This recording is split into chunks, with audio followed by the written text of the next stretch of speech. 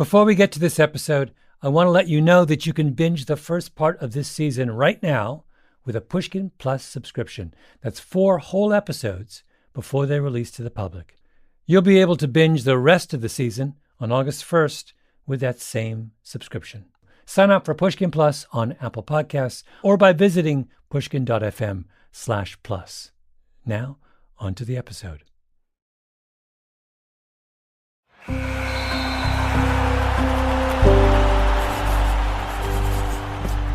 Pushkin.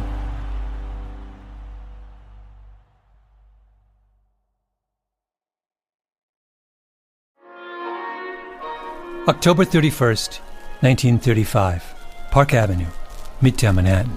We greet you, friends, from the Advertising Club of New York City and present another interesting luncheon meeting of this organization. The meal is served. Grilled Boston scrod with crisp bacon or breaded veal steak Vienna style, followed by old-fashioned strawberry shortcake.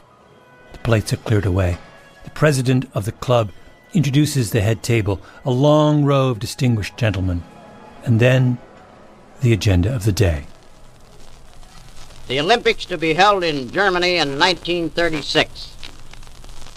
Forgetting the thought of every nation the world over.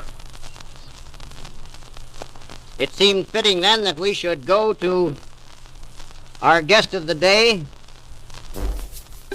He gestures to a man sitting next to him with a fabulous, thriving mustache. Charles Hitchcock Sherrill. Why do we call on General Sherrill? First of all, he's an athlete himself. He's probably the only man who won 7 intercollegiate championships while attending Yale. He lists Sherrill's many accomplishments: his time as a diplomat, his training as a lawyer, his service in the New York National Guard. Probably, though, I should emphasize above everything else the fact that for 15 years he's been a member of the American Olympic Committee, the International Olympic Committee. And we've asked him to come here to clear up the fog which some feel exists about this 1936 Olympic situation.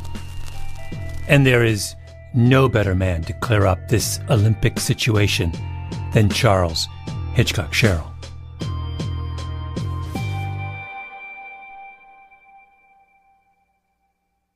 Of course, he opens his advertising club talk with a joke. Your president has spoken as though I was dead and in a coffin and he was speaking at the funeral. He left out what I think is the most important thing that he could, and that is that I have led the happiest life of anybody you ever met in your life. He beams, he looks around happily, his eyes twinkle. This is his kind of room. He launches into a brief and modest account of his sprinting accomplishments at Yale. He speaks of his key role in the invention of the crouching start and how the press loved to talk about it. I have a wife at home who seriously objects to my athletic past. She says, why is it that whenever you achieve anything, they must print half-naked pictures of you? And then Charles Sherrill tells the assembled group the story of how he has rescued the Olympic Games from the doubters and the naysayers, not once, but twice. Welcome to episode 3 of Hitler's Olympics, our story about the 1936 Games, the most important games in the history of the Olympics. In the previous installment, we met our would-be hero, Charles Sherrill, who single-handedly brokered the deal in Vienna, a promise that he believed would save the 1936 Olympics, a promise from the Nazis not to exclude Jewish athletes from the Games. But now, the deal is imperiled. There are renewed calls for an Olympic boycott, and our hero has been compelled, once again, to come to the rescue.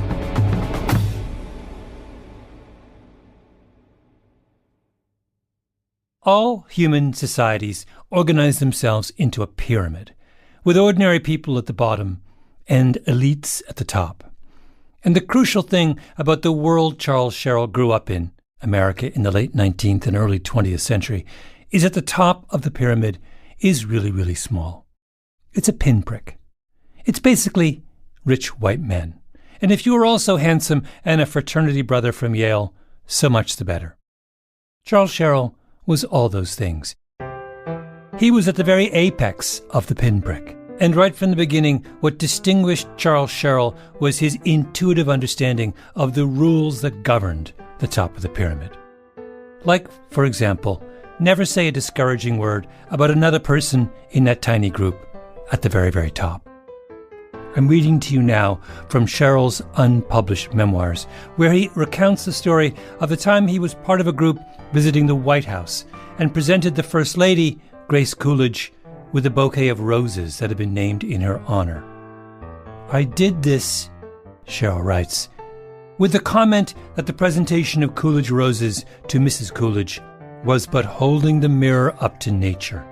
She replied, "Not exactly, because the roses are blondes, and I am a brunette."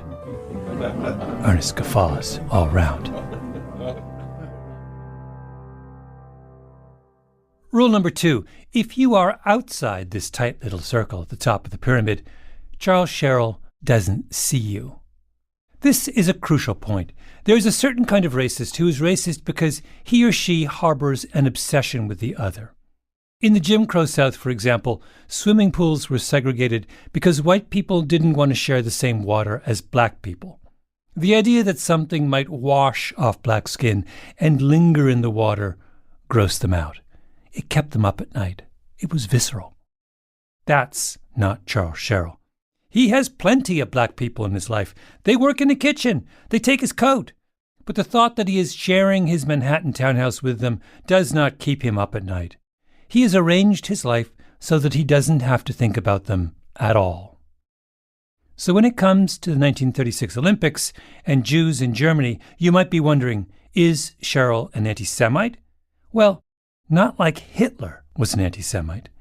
Hitler got all worked up about Jews. People like Sherrill, on the other hand, kept their voices down.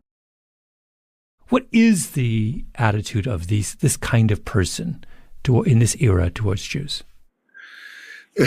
Let's see, where to begin? Nick Lemon, historian.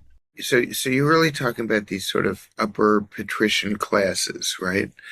So typically these people lived inside a series of institutions that were quote unquote restricted, which meant, in the broadest sense, only gentlemen could be in them, and in the specific sense, usually meant no Jews.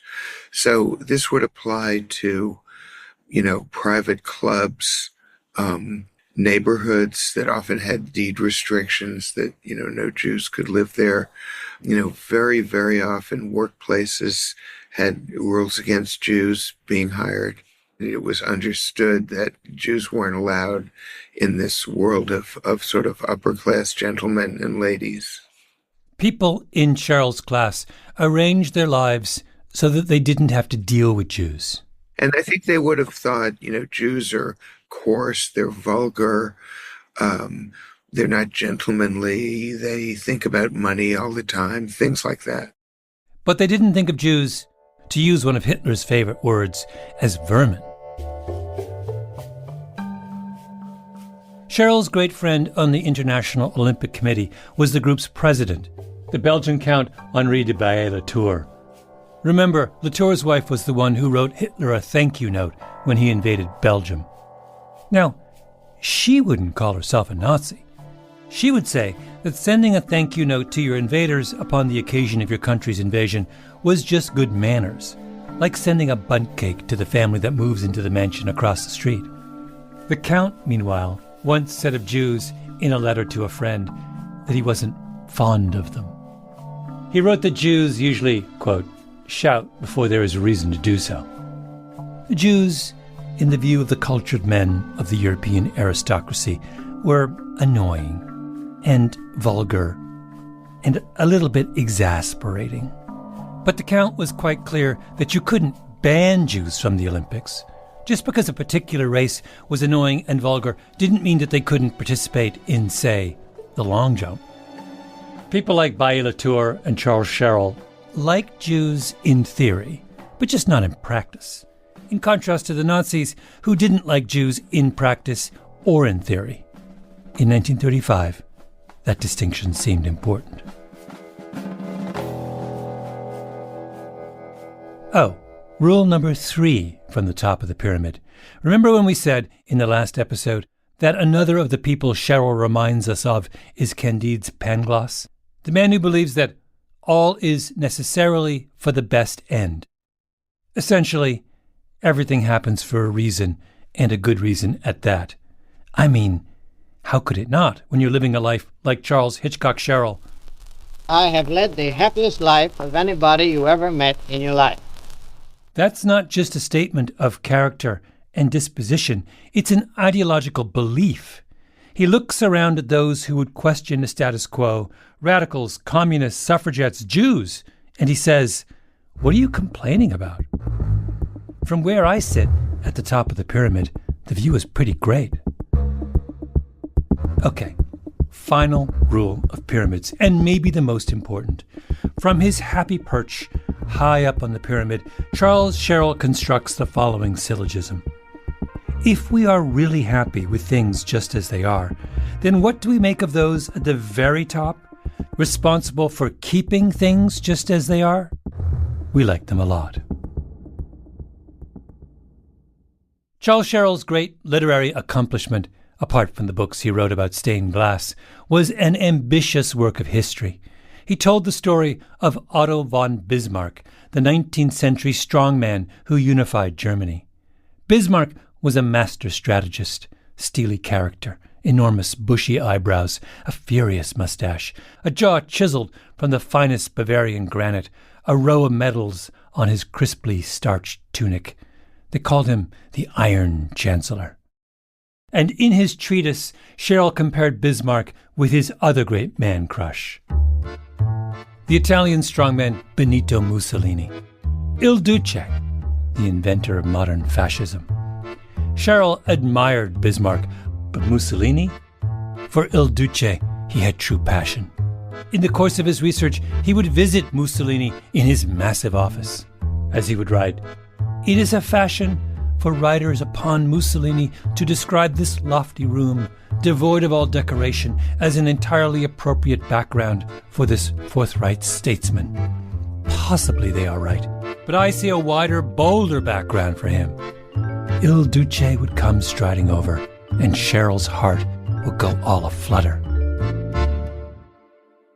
Looking back on the memory, he wrote, "If he has known you several years, the greeting is pleasingly cordial, his Caesar-like features lighting up, and those piercing eyes softening into friendliness, and then a good, manly handshake."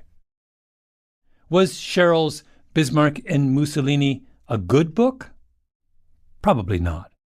It got a 3-sentence review in the American Journal of Sociology, ending with the line, "Sherrill's special field of competence would appear to be handling and assessing columns of marching men. A lesser man would be crippled by a sentence like that, but not Charles Sherrill." Because when Sherrill sent Mussolini his book, Il Duce liked it so much, he gave Sherrill the highest of all Italian military and civilian honors. He made him a Knight Grand Cross of the Order of the Crown of Italy, a gold star plus a striking right shoulder sash. Mussolini sent it in a box to New York, where it arrived in time for Sherrill's 25th wedding anniversary. A dinner at the Pierre Hotel with 142 guests, where the honor was pinned on Sherrill's chest by the Italian consul general in the presence of the French, Argentine, Spanish, and Cuban ambassadors and Dutch, Swedish, Greek, and Czechoslovak ministers. A guest list that all of us have dreamt about for our 25th wedding anniversary. Let the assistant professors of sociology write what they choose about the book. Our hero was now a Knight of the Grand Cross of the Order of the Crown of Italy.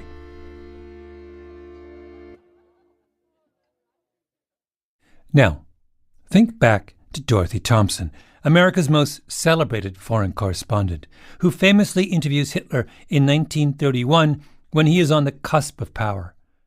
Thompson's day job is not a lot different from Cheryl's. As part of his diplomatic duties or his role at the IOC, Cheryl goes around Europe meeting with heads of state and aristocrats. As a foreign correspondent, Thompson does the same thing. I'm sure they meet some of the same people. But she's not at the top of the pyramid. She was raised by a struggling preacher. Her mother died when Thompson was a child. Her life experiences haven't made her comfortable with power or left her thinking that the world is just fine the way it is. Quite the opposite. When Thompson got out of college, she immediately threw herself into the suffrage movement. She spent 3 years on that fight, and when it finally looked like women might get the vote, she decides, I want to find the next fight. And she buys a ticket on an ocean liner. And then she landed in Europe just as fascism was starting to build. The historian Sarah Churchwell. It's actually important that we all remember that fascism was by no means a German phenomenon, especially in the 1920s, or certainly not a uniquely German phenomenon. And in the 20s, it's Mussolini, who of course gives it its name. So Thompson traveled to Italy. She encountered Italian fascists. She was educating herself about Italian and European fascism. She marries a Jew, a Hungarian writer, a radical. She meets his crowd, artists, writers, outsiders. This was an experience, a relationship that opened her eyes and her understanding to political conversations in Eastern Europe around the rising tensions and all of the volatility of the European political situation at that time. So by the time Hitler came into power in 1933, she'd spent a decade becoming pretty expert. Certainly for an American, she probably had a more nuanced understanding than virtually any other American of her generation, because she'd spent the best part of that decade living among Europeans who were breathing and debating and arguing and figuring out what these new fascist movements were going to mean. Mm-hmm. But I was curious. I want to go back to the thing about she starts with the suffrage movement, and I wondered whether that experience kind of permanently sensitizes you to the kind of the plight of the powerless in a certain way. Like, it might be really hard to be pro-fascist if you spent your early 20s fighting for women's suffrage, don't you think? Yeah, absolutely. So she had a strong sense of sympathy and identification with people who saw themselves as being an oppressed class, an oppressed minority. The point is that when Dorothy Thompson thinks of Mussolini, it is not to remark on his manly handshake and piercing eyes. And when she goes to see Hitler, she doesn't defer to him just because he's on the cusp of running Germany. She sees him for what he is, an angry, vicious demagogue. But if you are Charles Sherrill, looking at that same man, what do you see? You see someone very different.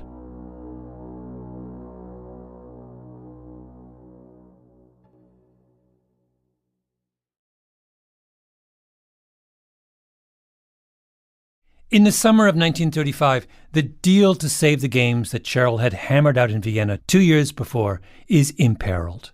The Germans had promised to keep their Olympic team open to Jewish athletes. But Nazi anti-Semitism is accelerating, and people around the world are threatening, again, to boycott the Games. Sherrill is worried that his diplomatic masterstroke will come to nothing. He knows he has to act, and now he sees the mistake he made back in Vienna. He dealt with underlings. He realizes it's time to confront Herr Hitler himself. Does he go through Putzi, Hitler's Wagner-playing, Harvard-trained PR man? Probably. Putzi was always the point of entry for Americans wanting an audience with Herr Hitler. If Charles Sherrill had lived to see how things turned out with the Nazis, he would have edited his papers, particularly the chief offender, Scrapbook 35. That he would have buried in the backyard of his estate in the Hamptons, along with his Knight Grand Cross of the Order of the Crown of Italy. That's what people like Charles Sherrill did after the war, cleaned house. But Charles Sherrill died too soon. And so there it remains, in the archives of the New York Historical Society. A love letter in 7 double-spaced typed pages. His Excellency Reich Chancellor Adolf Hitler received me at noon, August 24th, 1935, in his own private Munich residence. Let me first of all frankly confess that this will not prove a journalistic interview with Germany's chief of state. It merely narrates a foreigner's visit to an undeniably great leader. As a gift, Cheryl brings Hitler 2 of his books, his treatise on German stained glass windows, and of course his masterwork comparing Mussolini and Bismarck. Then they talked, man to man, for an hour and 10 minutes.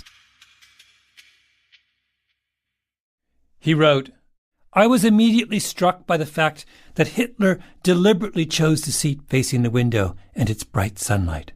When in 1921 I talked with 15 European prime ministers plus 4 presidents, and 2 years later 9 kings, none of them did this, nor have any leading statesman I have since then met. Charles Sherrill had nothing but respect for a man unafraid to sit facing the window. He goes on. His photographers do him grave injustice in 2 regards. They do not show enough the strength of his upper head, above the expressive eyes, and give no hint of the engaging human being he can be when he wants to be. Dorothy Thompson, remember, looked into those same eyes and found the peculiar shine which often distinguishes geniuses, alcoholics, and hysterics. It's like they're meeting a different man. Thompson found Hitler formless, cartilaginous, ill-poised, and insecure. But Sherrill finds himself drawn to Hitler's famously short mustache. It's not like Sherrill's mustache, which of course is full and luxuriant and suggestive of all manner of daring and panache, but something this concise yet emphatic for the Fuhrer totally works. It suits Hitler's face while speaking because revealing all of the expression around the mouth. Welcome to the top of the pyramid, my little mustachioed friend. So what did the 2 men talk about? Here's Cheryl again. Because I am a member of the International Olympic Committee, we naturally spoke of our 1936 games scheduled for Berlin. In these, he expressed keen interest. Then Cheryl brings up what he calls the unfortunate Jewish question.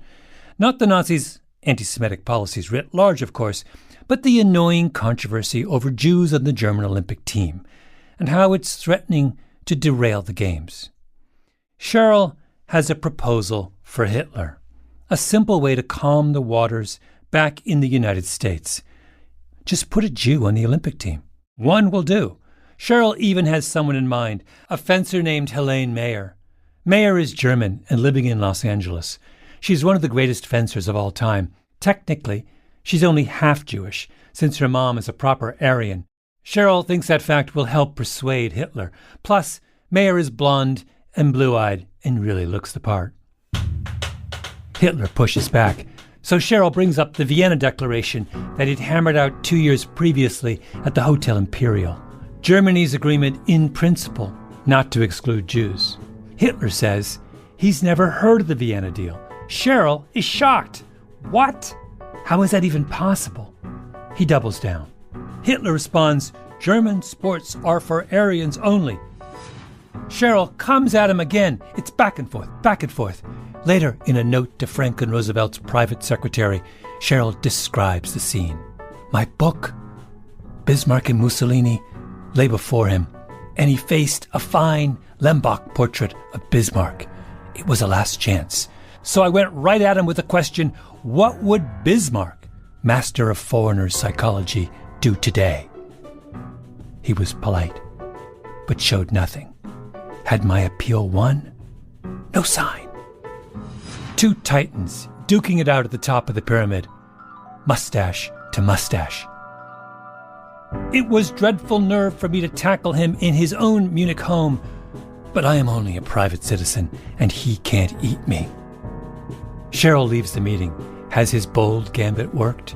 daring Herr Hitler to put himself in Otto von Bismarck's shoes? WWBD, what would Bismarck do? Cheryl dashes off a letter to his friend Bailly Latour. Prepare yourself, he says, for the very real possibility that all of my brilliant diplomatic stratagems in Vienna 2 years ago have come to naught. Please, speak to him, Cheryl pleads. We need Hitler to compromise for the sake of the games. He writes, it will be a trying test for even your remarkable tact and savoir-faire, and the sooner you meet the situation, the better the hope for your success, instead of a destructive explosion.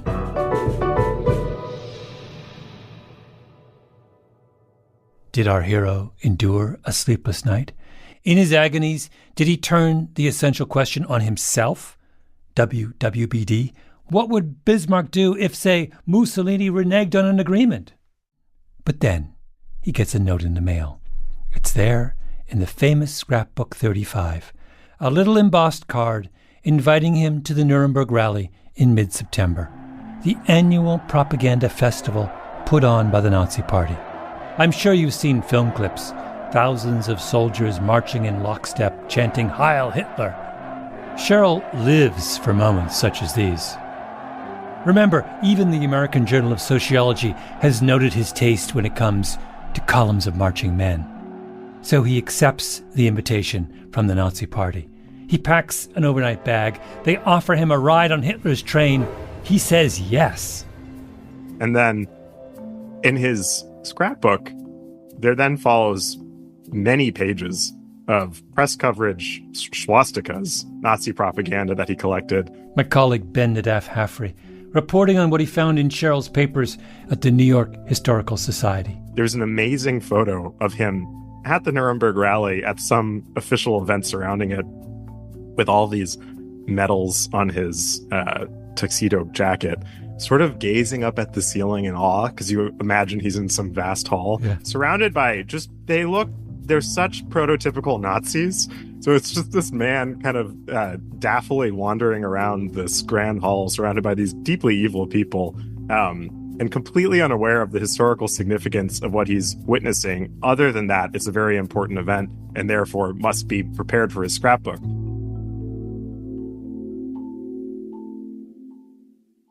The 1935 Nuremberg rally is where Hitler announced the so-called blood laws, outlawing marriage between Aryans and Jews and stripping German Jews of their citizenship. It was the clearest articulation yet of the Nazis' murderous anti-Semitism, and for many Americans, Nuremberg put the conundrum of the games into sharp focus. If that's who these people are, can we really go there? But that's not how Cheryl sees it. So what does he do at the Nuremberg rally? He collects signatures. He, in his scrapbook, has autographs from people he met at the Nuremberg rallies that are scrawled on this one of the brochures from it describing what's going to happen on September 11th, 1935.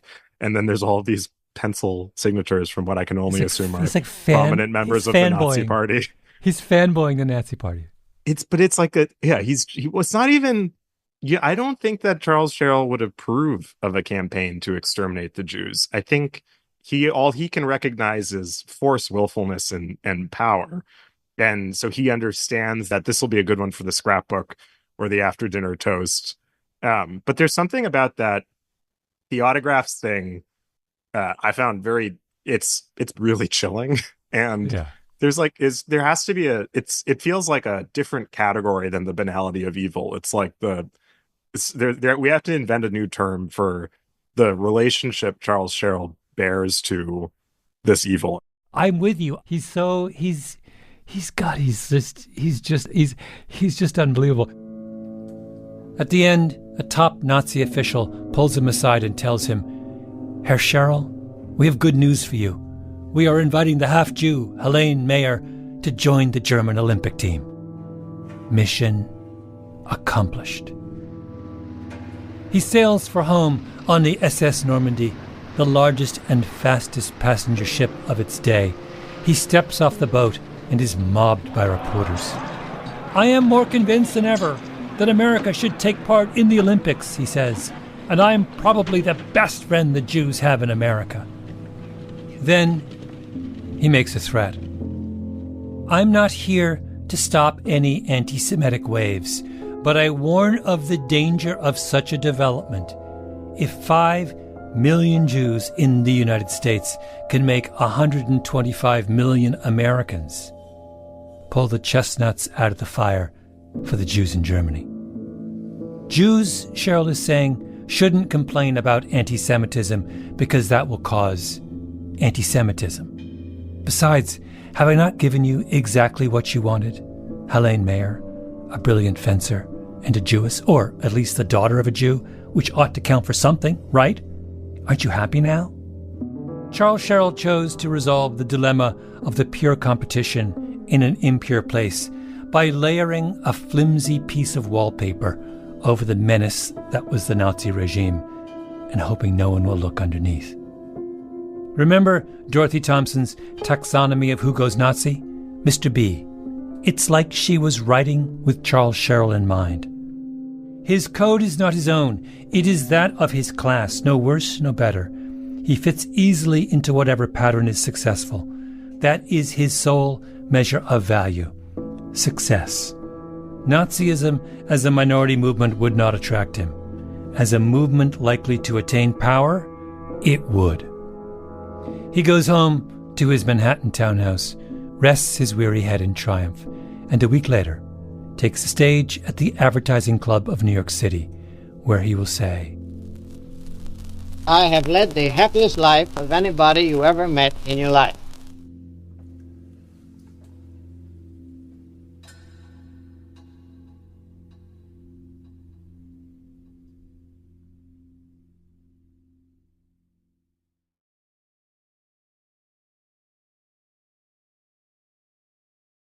Charles Sherrill will not live to see the Berlin Olympics. He will die of a heart attack at his Paris townhouse the following June, a few weeks before the spectacle of the opening ceremonies in Berlin. That is a shame. Few would have enjoyed that bit of fascist pageantry more than Charles Hitchcock Sherrill. So the Advertising Club speech is really the last time we will see him in his element, and he has a message for the world that day. It's about the Jews. They are violating the rules of the pyramid. People are supposed to be nice to each other. People are supposed to accept the world as it is. Be glad for it. People at the bottom are supposed to stay out of sight. And everyone should revere the people at the top. But ever since he stepped off the Normandy and said that bit about how Jews shouldn't really complain about anti-Semitism because that will cause anti-Semitism, people have been mean to him. This is what he wanted to tell the august members of the Advertising Club of New York. He has been wronged. After all my years of urging a square deal for Jews, they call me anti-Jewish. Many Christians have been asked me by telephone, telegraph, and letter about the type of communication that have been coming in since my arrival from abroad 10 days ago.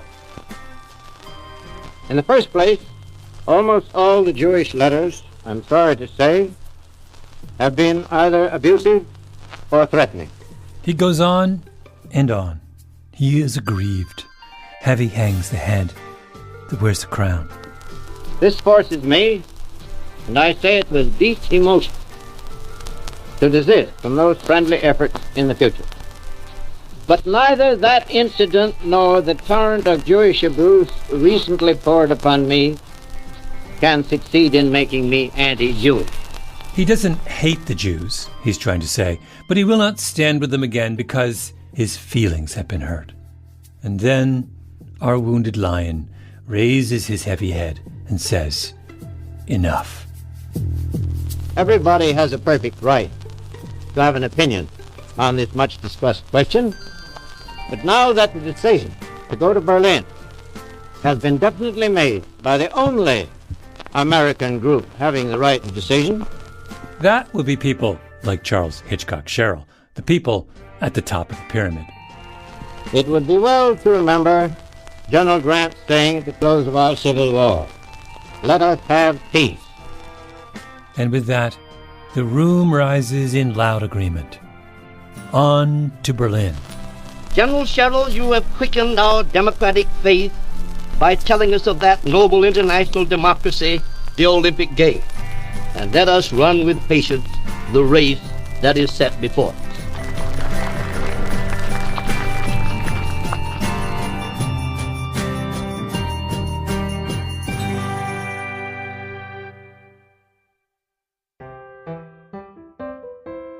Revisionist History is produced by Ben Nadaf Haffrey, Tolly Emlin, and Nina Bird Lawrence.